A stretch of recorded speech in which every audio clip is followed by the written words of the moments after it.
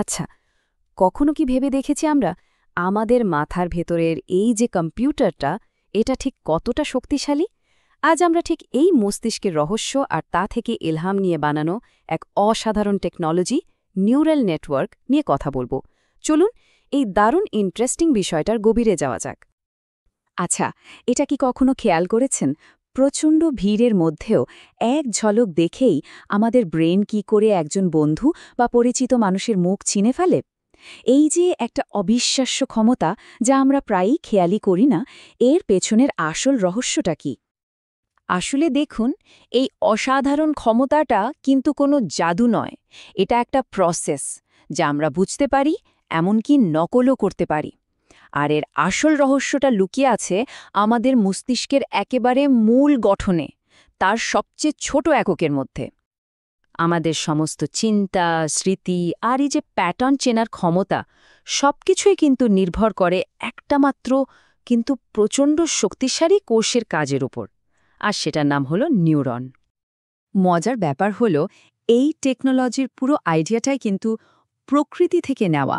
আমাদের বায়োলজিক্যাল নিউরনই হল আর্টিফিশিয়াল ইন্টেলিজেন্সের মূল ভিত্তি, মানে বলতে পারেন আসল ব্লুপ্রিন্ট। একটা বায়োলজিক্যাল নিউরনকে আমরা একটা ছোট্ট ইনফরমেশন প্রসেসর হিসেবে ভাবতে পারি, তাই না? এর ডেনড্রাইটগুলো অনেকটা অ্যান্টেনার মতো সিগন্যাল রিসিভ করে। কোষদেহ বা সেল বডি সেই সিগন্যালগুলো প্রসেস করে, আর অ্যাক্সন সেই প্রসেস করা তথ্যটাকে পরের নিউরনে পাঠিয়ে দেয়। প্রসেসটা শুনতে খুব সহজ, কিন্তু অসম্ভব শক্তিশালী। বিভিন্ন দিক থেকে যে ইনপুট সিগন্যালগুলো আসে, সেগুলো যখন একটা নির্দিষ্ট মাত্রা বা যাকে আমরা বলছি থ্রেশহোল্ড, সেটা পার করে যায়, ঠিক তখনই নিউরনটা ফায়ার করে, মানে পরের নিউরনের সংকেত পাঠায়। এই থ্রেশহোল্ডের ধারণাটাই কিন্তু এখানকার আসল চাবিকাঠি। তাহলে একবার মনে করার চেষ্টা করা যাক, মস্তিষ্কের এই বার্তাবাহকের ঠিক কোন অংশটা তথ্য বা ইনপুট সংগ্রহ করার কাজটা করে। চলুন এবার সবচেয়ে মজার অংশে আসা যাক। বিজ্ঞানীরা কিভাবে এই বায়োলজিক্যাল আইডিয়াটাকে একটা কম্পিউটেশনাল মডেলে পাল্টে ফেললেন? প্রকৃতির এই অসাধারণ ডিজাইনকে কিভাবে কোডের ভাষায় লেখা হলো? দেখুন, বায়োলজিক্যাল নিউরনের প্রত্যেকটা অংশেরই কিন্তু একটা কৃত্রিম রূপ আছে। যেমন ডেনড্রাইটের কাজটা করে ইনপুট, আর সিন্যাপসের শক্তিকে বলা হয় ওয়েট।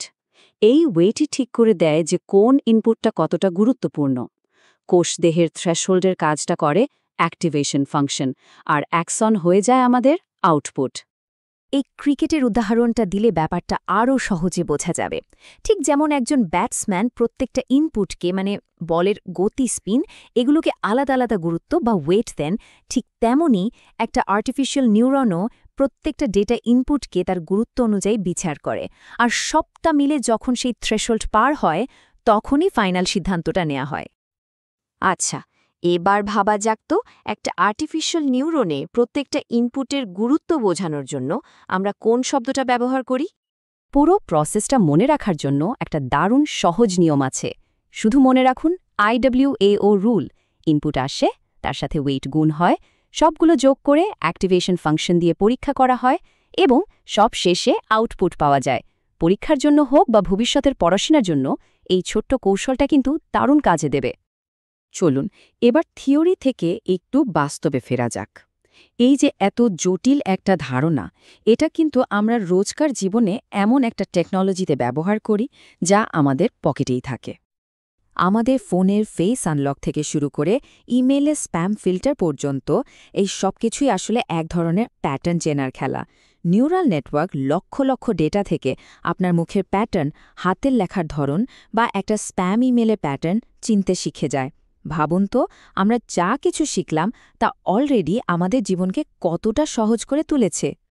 বেশ, তাহলে এই যে এতক্ষণ আলোচনা হলো, চলুন একবার ঝটপট দেখে নিই আমরা কি কি শিখলাম, আর তারপর ভবিষ্যতের দিকেও একটু উকি দেয়া যাক। আমাদের পুরো আলোচনার যে মূল শব্দগুলো, সেগুলো এখানে এক জায়গায় করা হয়েছে: ইনপুট, ওয়েট, থ্রেশহোল্ড আর আউটপুট। এই চারটে কনসেপ্টই হলো একটা আর্টিফিশিয়াল নিউরনের ভিত্তি। আশা করি এখন এই ধারণাগুলো সবার কাছে একদম পরিষ্কার। একটা কথা মনে রাখা খুব দরকার। আসল শিক্ষা মানে কিন্তু শুধু তথ্য মুখস্থ করা নয়, বরং বিভিন্ন ধারণার মধ্যে সংযোগটা খুঁজে বের করা। আজ আমরা যা শিখলাম তা তো সবে শুরু। এই বেসিক কনসেপ্টগুলো বুঝতে পারা মানে ভবিষ্যতে টেকনোলজি, যেমন ধরুন জেনারেটিভ এআই থেকে শুরু করে ইন্টেলিজেন্স সিস্টেম পর্যন্ত সবকিছুর দরজা খুলে ফেলা। এই জ্ঞান কিন্তু ভবিষ্যতে টেক ওয়ার্ল্ডে এগিয়ে থাকার জন্য একটা খুবই গুরুত্বপূর্ণ হাতিয়ার। শেষ করার আগে এই প্রশ্নটা আপনাদের ভাবার জন্য রেখে গেলাম। যদি আমরা একটা মেশিনকে দেখতে শেখাতে পারি, তাহলে তাকে দিয়ে আর কি করানো সম্ভব? তার কি কোনো সীমা আছে?